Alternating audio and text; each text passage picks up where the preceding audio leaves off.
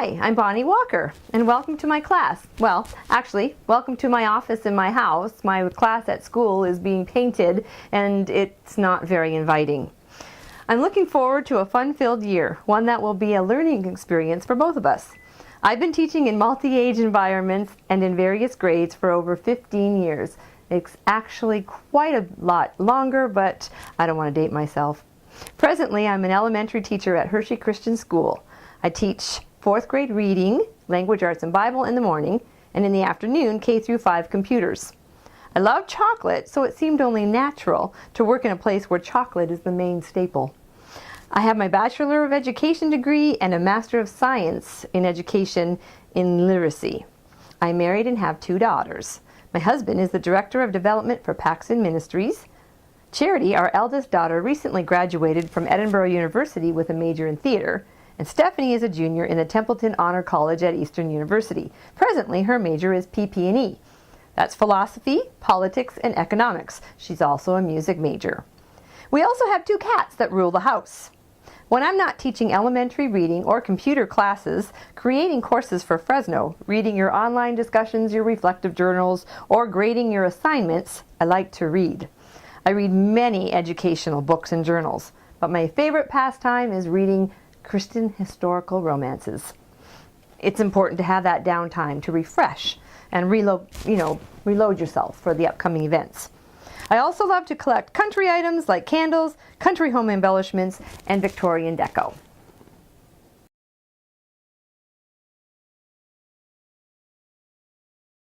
Why content area literacy in K through 5th grade? Why would I feel a need to teach content area literacy in the primary elementary grades? Isn't it just for secondary teachers and English teachers? Have you heard the debate on whose responsibility is it to teach students literacy skills in the content areas anyhow? Conversely, did you know that there still exists the premise that primary grade teachers instruct students to learn how to read, and the upper elementary teachers teach students to read to learn? To be truthful, I wearied of the comments from secondary school teachers that alluded that elementary teachers were not preparing students for middle school and high school. As the years progressed, I began to wonder if their perceptions were correct. Eventually, I was able to take a course during my master's trek that covered reading in the content areas. The premise of the course was that all subject area teachers are responsible to teach content area literacy, not just the English teacher. I enjoyed the course immensely, but unfortunately, the thrust of the course was geared for 6th through 12th grade teachers, leaving us elementary teachers still with little resources. Thus, I felt that this was something that needed to be taken care of. So with my passion to learn and keep up with new developments in my field, I began researching this beyond the grad class. And I've discovered a wealth of information and resources that I can't wait to share with you. What can we do as elementary teachers of K through 5? We can begin to promote content literacy in our classrooms, and we can provide instruction that braids literacy processes with the curriculum.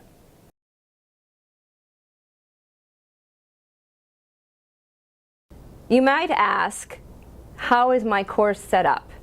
My course is set up in modules, much like my room. My room is set up in pods. There's pods of desks. There's each room, each pod has a purpose. There's the computer lab. The students can go over to the computer lab and they can do their research. They can type a letter that they're writing to their pen pal in another state. We do the Great Mail Race, racing to see all 50 states would hopefully send us a letter. They could go to the library, kick back and enjoy a good book during our drop, eat, and read.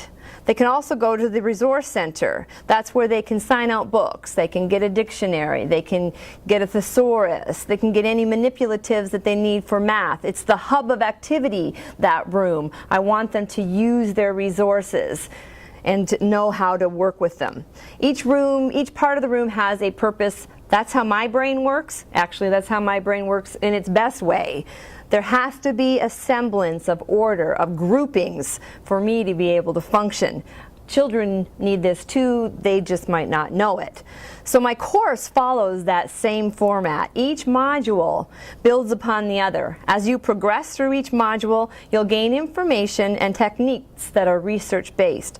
Almost each module has a reflective journal entry or a discussion question. Sometimes you'll even see that I've included my own reflective journal entry. It'll give you some insight of how my brain thinks, or how I struggled with something, or how I'm still struggling with something. It might help you to synthesize your learning.